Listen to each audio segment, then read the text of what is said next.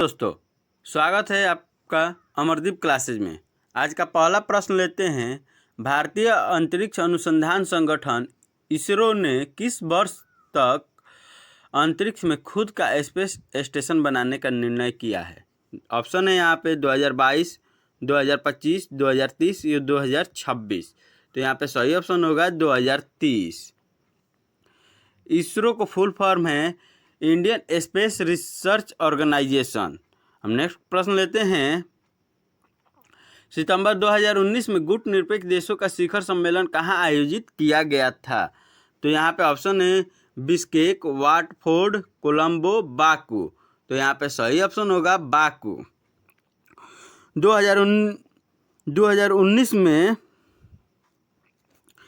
में नाम अर्थात नॉन अलाइनमेंट, जिसे गुट निरपेक्ष भी कहा जाता है, का 18वां शिखर सम्मेलन अजरबैजान के बाकू में संपन्न हुआ।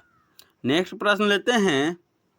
नई शिक्षा नीति 2020 के अध्यक्ष कौन थे? तो यहाँ पे ऑप्शन है KN व्यास, के महंती, डॉक्टर शेखर बसु, के कस्तूरी रंगन। तो यहाँ पे सही ऑप्शन होगा के कस्तूरी रंगन।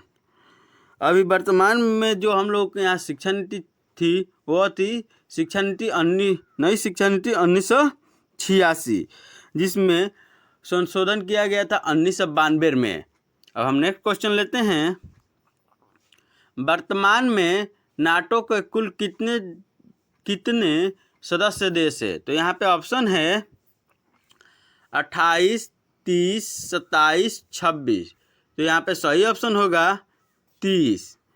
वर्तमान में नाटो के कुल 30 देश सदस्य हैं, जिसमें से 30वां देश है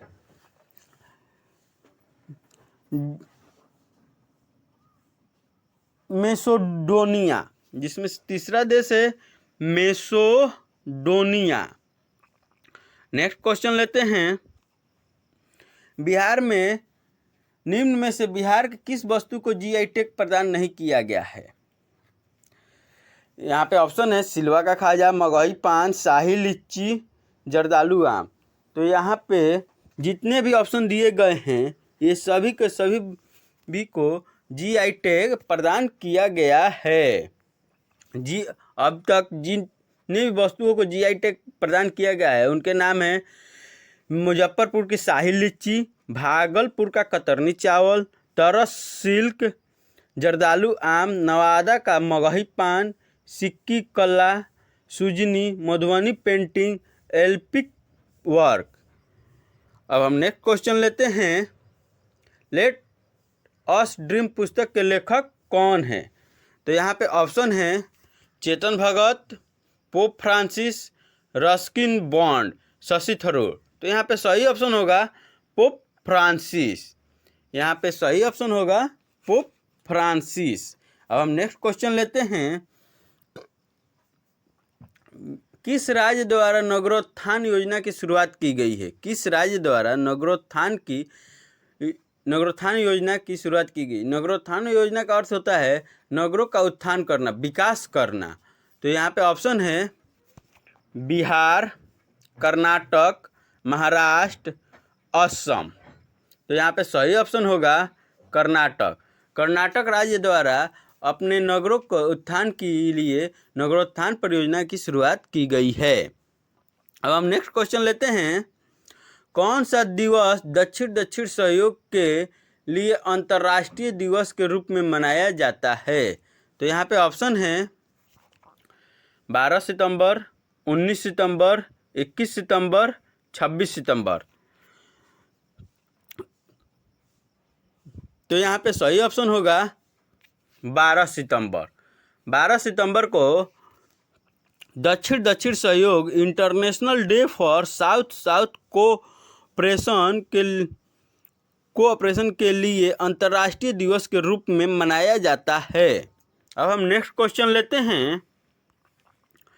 ICC एक दिवसीय क्रिकेट विश्व कप 2023 का आयोजन किस देश में होगा? ये SSC CHSL के लिए VVI क्वेश्चन है।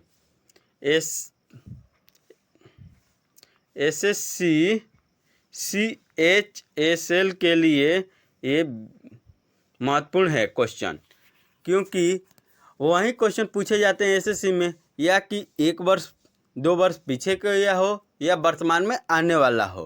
तो इस हिसाब से यहाँ पे जो है क्वेश्चन, आईसीसी एक दिवसीय क्रिकेट कप 2023 जो आ रहा है यहाँ पे, तो इसलिए ये प्रश्न एसएससी HSL के लिए महत्वपूर्ण हो जाता है।